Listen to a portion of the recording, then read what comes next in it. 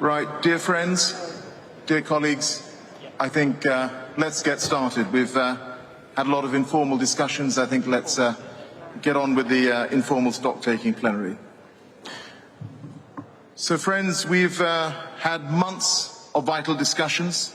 We've had 2 incredibly intense weeks of negotiations in Glasgow, and we arrive at what I believe is the moment of truth. And this is the moment of truth for our planet. And it's a moment of truth for our children and our grandchildren. And you all know that the world is willing us on to be bold, to be ambitious, and so much rests on the decisions that we collectively take today. But you know that already. So let me start first by thanking you, once again, from the bottom of my heart, for your hard work, which for some is the culmination of several years of efforts. And I am deeply grateful to the ministerial co-facilitators who have helped us to shift gears and make progress this week. And I'd also like to thank my team and, of course, our friends at the UNFCCC Secretariat for their intense efforts to convert the fruits of yesterday's discussions into revised texts overnight, issued under my authority as President. These texts are now clean, and we believe that they are the product of a transparent, inclusive and party-driven process. And it has been founded on listening and the search for consensus. And they've been co-created with you. They've been revised, they've been tested, and they've been revised once again. Now, can I just say, friends, very candidly, that you all know the nature of these negotiations. As presidency, we have effectively had to take into account and balance the views of almost 200 parties. And I completely understand that parties sometimes have different priorities.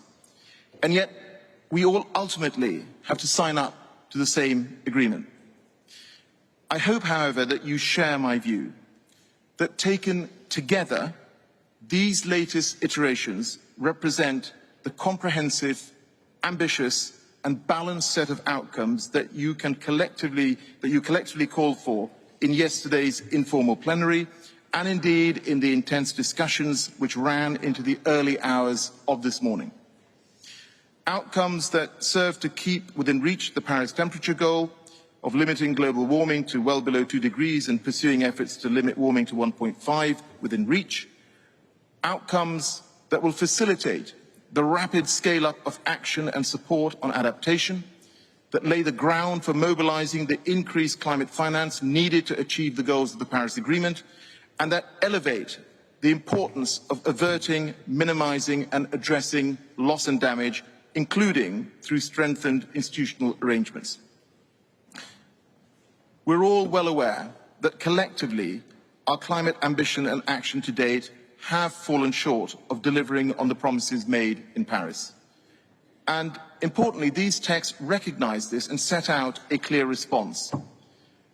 Now, whilst many will call for that response to go even further, these decisions, I believe, set out tangible next steps and very clear milestones to get us on track to meet the goals of the Paris Agreement across each of the 3 pillars of this process: mitigation, adaptation and finance.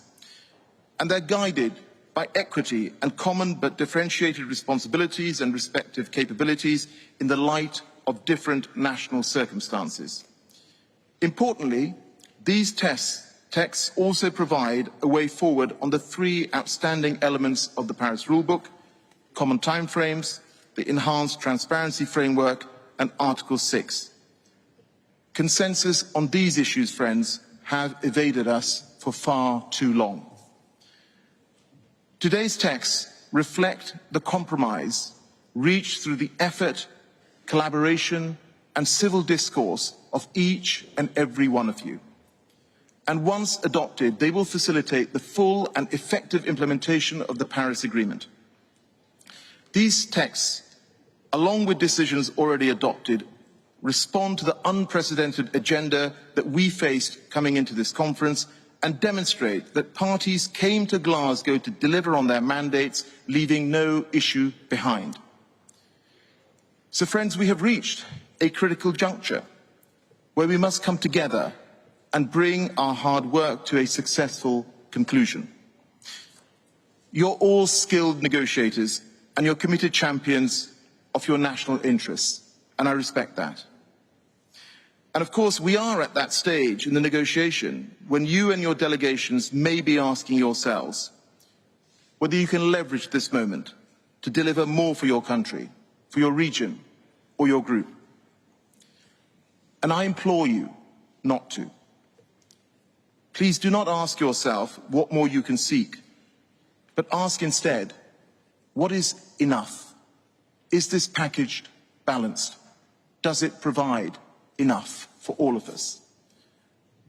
And you have to ask yourself whether taken together, these texts represent a fair balance for your government, for all parties, and with progress being made on all issues.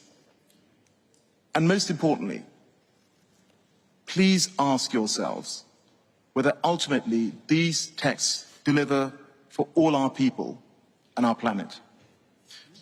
We know that the climate crisis is a truly global challenge, and ensuring the COP26 outcomes match the scale and urgency of our situation is our shared responsibility.